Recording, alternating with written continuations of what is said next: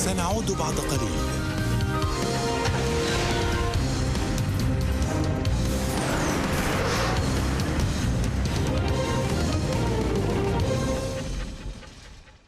سنعود بعد قليل.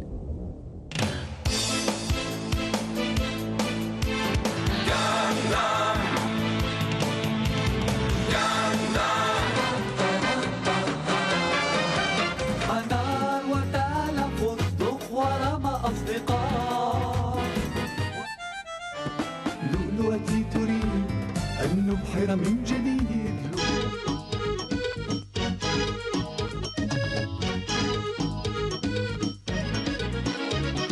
حكاية أحكيها تموج بالألوان.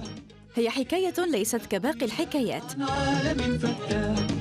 عن عالم هو ذاكرة الطفولة التي تعد أعمق ذاكرة للإنسان. الكابتن ماجد عاد من جديد يمرر وينسى. وأكثرها مثارا للحنين وللعودة. ماجد كابتن ماجد.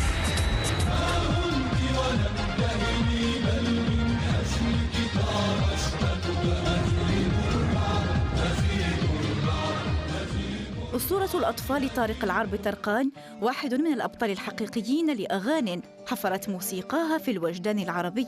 ولده محمد العربي طرقان هو الآخر سلك الدرب نفسه ليكون شبلا حقا من ذلك الأسد. عاد إليكم من جديد. أبطال لم نرى وجوههم أو تميز أسمائهم، أعطونا دون أن يطالبون بتمجيدهم أو التصفيق لهم، ولم يأبهوا بشهرة الأضواء بقدر ما آثروا أن يقدموا لنا أروع أحلامنا الصغيرة التي ترعرعنا عليها. كابتن ماجد.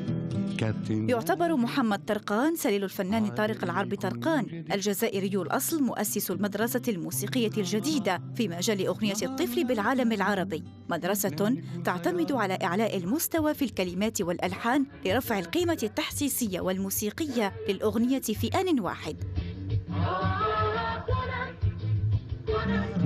هي مدرسة أرساها عبر أغانيهما التي كانت منبها يولد منعكساتنا الشرطية.